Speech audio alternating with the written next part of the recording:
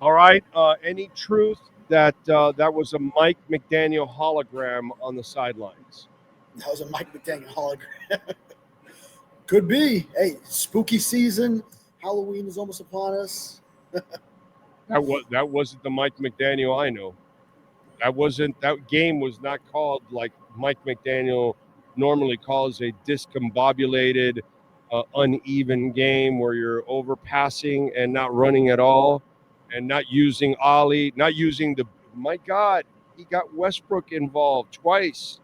Poor kid hasn't been used much. He wasn't ready for the first one, you know. But they used the big receiver. I mean, I'm sorry, I'm beside myself right now. I I think they stole a little bit from Tupac, and that was a hologram out Oh there. yeah, that's right. I thought you were gonna bust out some reference when. I mean, they needed to start making changes. So there's one. Tupac said that, and and they It made some wasn't really, changes. the change wasn't about personnel. The change was more about introspective. Hmm. I mean, all of the above. I mean, yeah, the personnel not too much. I mean, they went back to Zach Wilson as backup quarterback. They put Daniel Brunskill in at as an extra lineman tight end to start.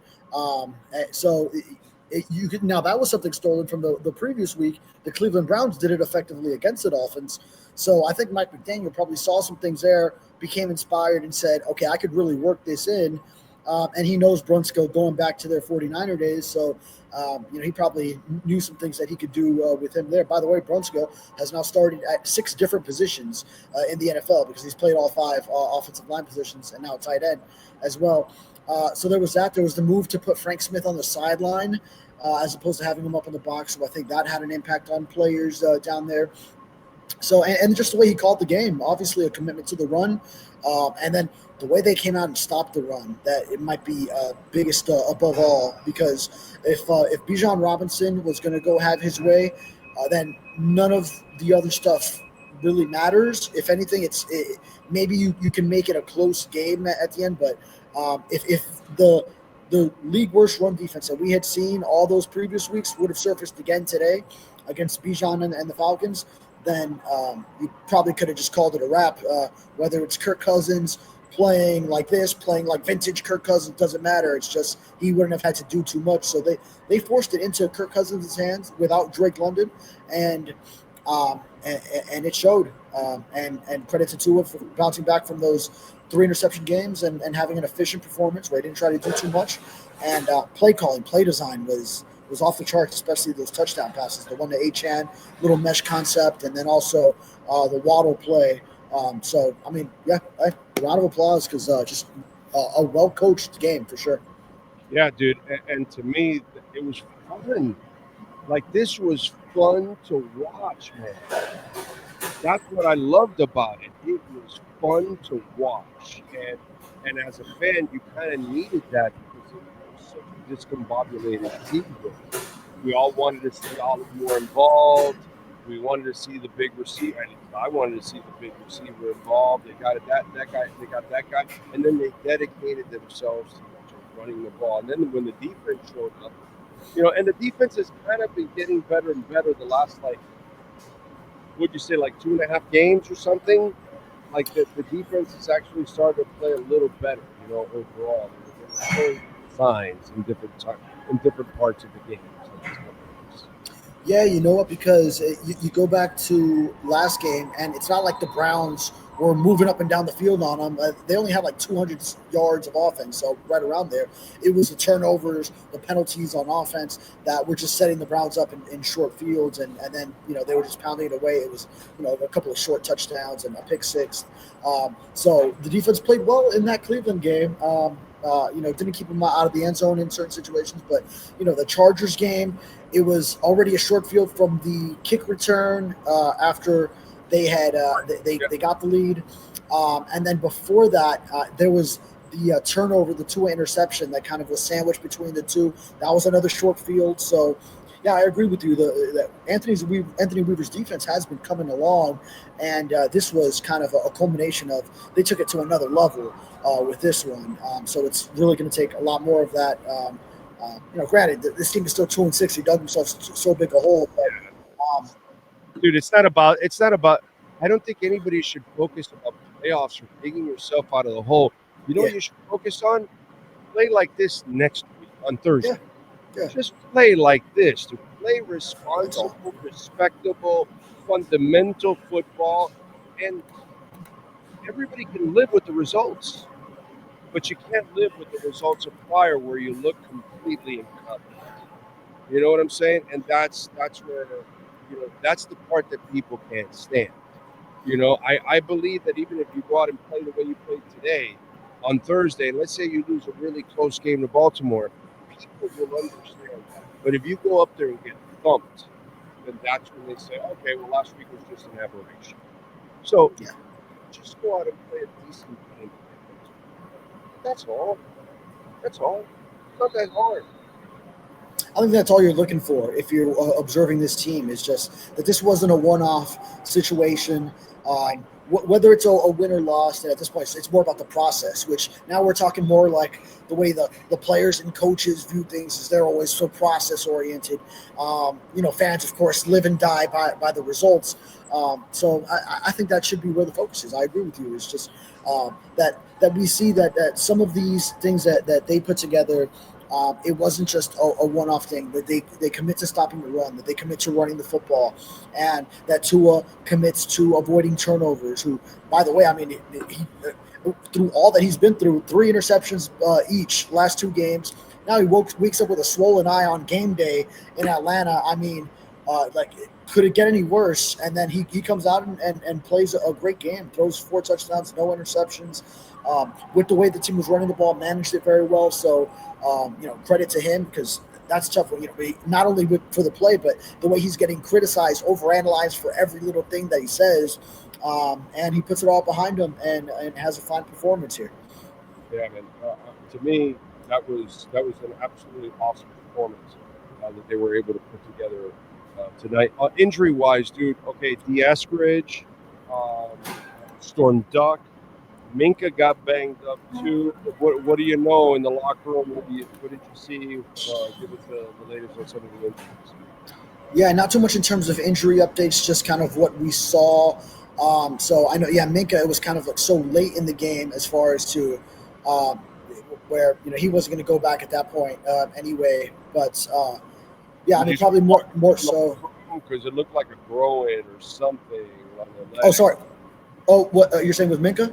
Yeah. Did you see his was a thumb. That was actually a thumb injury for him. Storm Duck, it was a knee, so he was actually carted off late in that game, which you hate because he had just returned. So a lot of these in the secondary. I know Ifeatu Melifonwu also came off, but he returned to the game. He had a hand injury.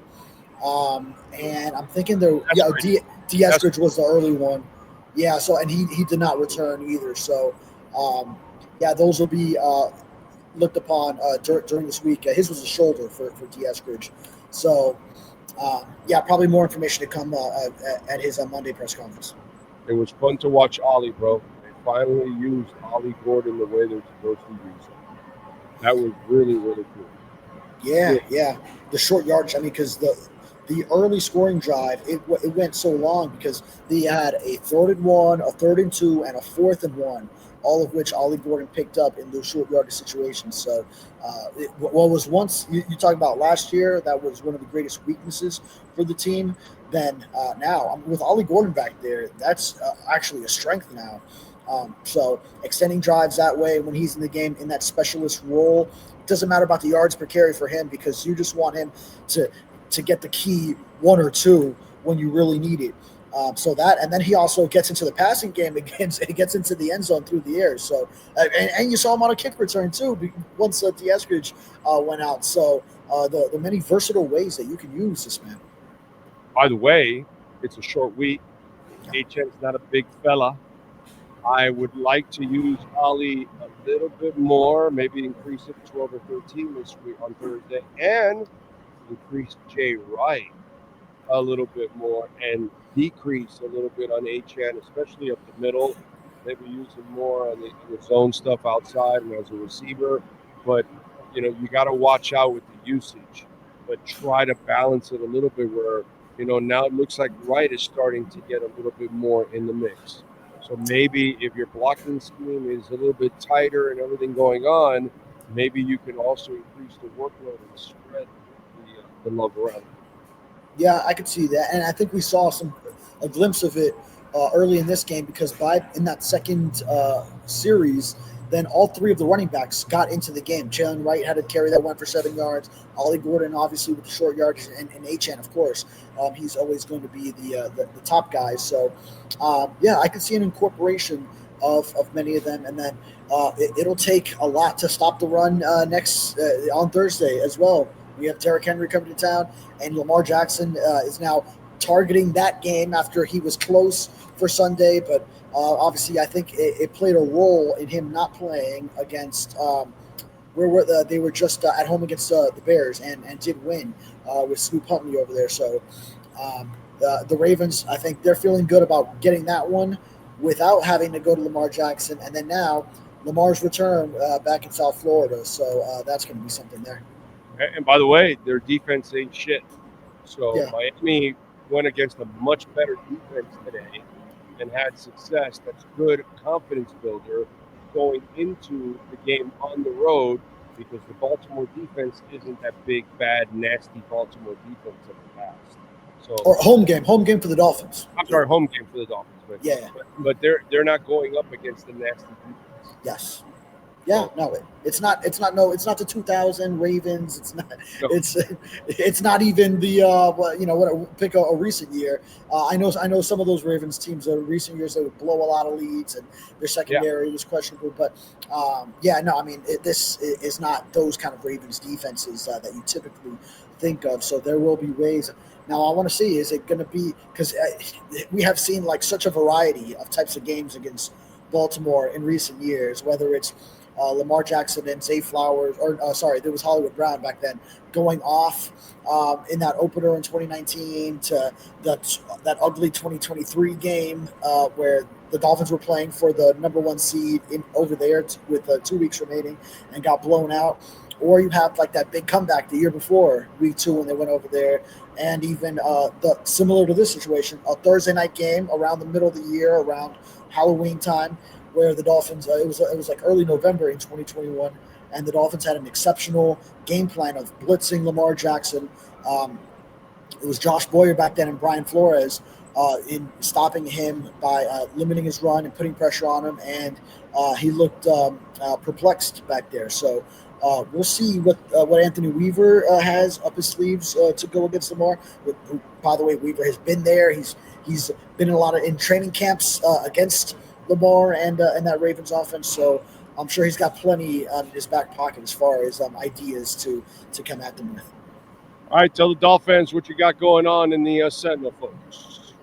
Yeah, just wrapping up game coverage here, writing a bunch about Tua, his day from waking up with these swollen eyes and then recovering from that, going out there with the visors. Teammates like Jalen Waddle and Devon Achane now egging them on to keep wearing the visor. I think it's just like it's upbeat today. It's fun. Like, use the word fun. I think we saw an upbeat locker room post game. These are the kind of things that can happen when they do all the things that we've been talking about. Dude, I was just asking you on Friday. How, there's not a lot to look forward to.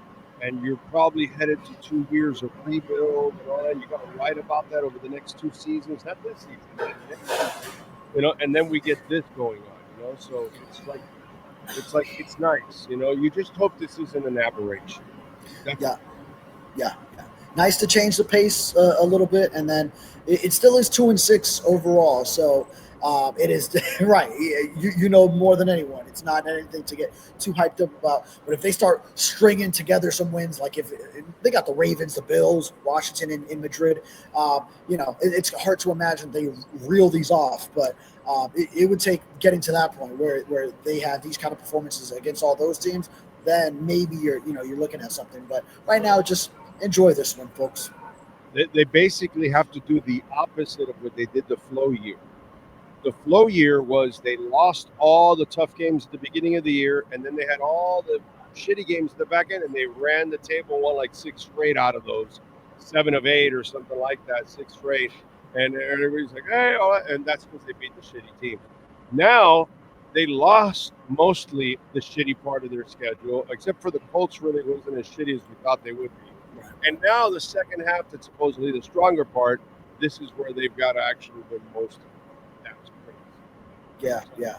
Patriots too obviously look better than what we thought they would be, and the Bills, of course. So that 0-3 start now seems like it was such a gauntlet to go through. But yeah, actually, I think of that 2021 season, they also did lose to these Falcons, who weren't that good at home. They lost on the last second field goal, and the Jaguars game in London on the last second field goal, which with Urban Meyer, that was just horrendous. We call them on this show. We call them stanky fingers. Okay, that's what we call them. There's an image. That's who he is. He's stanky fingers. Anyway, follow him on Twitter at David Furones _ and catch his exceptional work there at the South Florida Sun Center. David, as always, thank you, my brother. Appreciate you. Yes, sir. I'll tell Perk to get on. You got it. All right. And, of course, Welt Rheaume. We love talking about Jeff Welt and Daniel Rheaume, the best bookend tackles in the business. The Dolphins wish they had these bookend tackles. You can have them by calling them at 954-966-4646. You're dealing with bankruptcy, which unfortunately a lot of people are dealing with bankruptcy issues, credit cards through the roof. It can happen to any of us, man. It could easily happen to me. It can happen to you. Don't be embarrassed. Let's get through it. Homeowner property damage, condo damage, criminal defense, business owner claims, commercial litigation, personal injury. I experienced it myself. We had some kids that thought they were, fast and furious, and were right through the wall of our house. And Jeff Welt and Daniel Rheaume brought Progressive to their knees. 954-966-4646. The consultation's free.